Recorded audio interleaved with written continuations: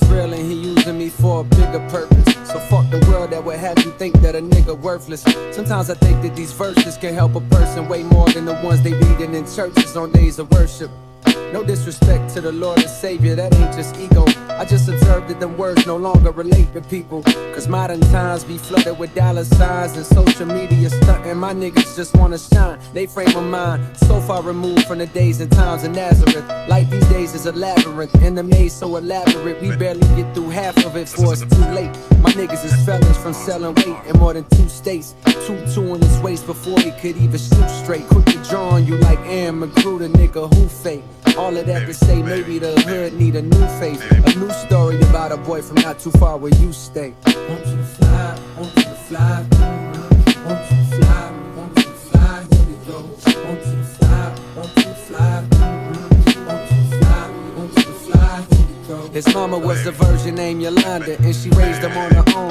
After she was disowned, her mama called her a liar, said get the fuck out my home since you wanna be grown. So there she was now, 17 and alone. But this little boy that grew in her stomach made her feel strong. The angels paid her a visit one night and let it be known this was God's child.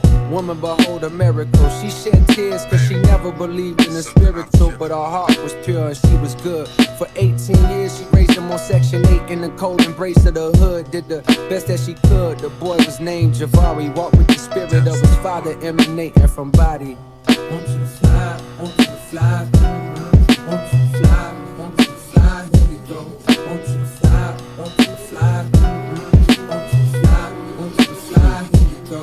Back in the hood, look at Lil Vari preach. His words were full of spirit, his truth that would always reach. He laid his hands on Toya when niggas called her a freak, and told her that God loved her no matter who she let be. But being promiscuous is a sign that there's something deep that troubles her soul. The day she lets it go, she'll find peace. She broke down admitting her stepfather had touched her for years. She kept the secret for fear of her mother's grief. Now the bitterness she feels for that nigga is at a peak, and a lack of self-esteem is the reason that she would sleep with anybody and not think twice. Javari spoke calmly, instructing her to forgive her stepfather. Though he was wrong, he was sick, afflicted by evil, but the power to switch how you feel about people who hurt you is truly a gift. The thing that can make you rich or keep you down in the ditch. If you refuse to let go of the ground, then how can you lift into the sky where you belong with the Most High? Now wipe those tears from your eyes. My father wants you to fly. Want you to fly, want you to fly, want you to fly, want you to fly, here we go.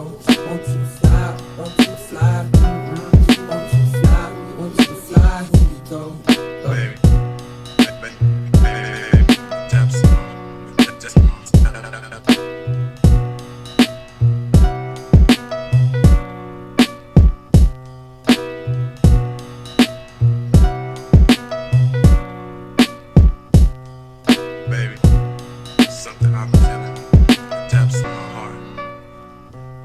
Back in the hood, Javari built up a following. Niggas put down their pistols eventually and stopped swallowing Molly pills. Instead, now they bodies filled with spirit. 12 little homies soaking up every word that they hearing.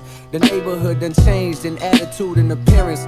Police dumbfounded by lack of crime and they swear it's a fluke, not knowing the truth that this a miracle. Niggas is waking up, but the powers that be, they fear it. So government keeping tabs on Javari and those who practice adherence to things he teaching. And then comes the interference. They storm the hood, guns out, bust into the house that he slept in. A warrant claiming suspicion of drug possession.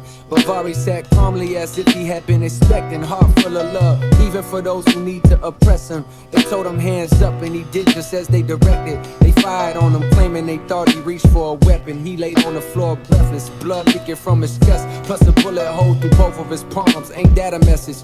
The neighborhood was stressing. The son of God murdered and carried away on stretcher by the oppressor. But 3 days later, the coroner pulled a table. And what happened next is like something you see on cable or hear in a fable. He was suddenly able to open his eyes. Look at him rise, the coroner was surprised. Without a word, Javari walked out, went straight to the hood. The people couldn't believe it, they froze right where they stood.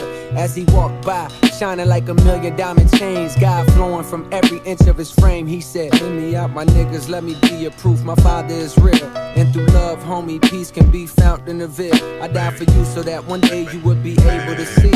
You a child of God just like me. Hear me out, my niggas, let me be your proof. My father is real, and through love, homie, peace can be found in the veil. I die for you so that one day you would be able to see. You a child of God just like me. And I want you to fly, want you to fly, want you to fly, want you to fly, want you to fly, want you to fly.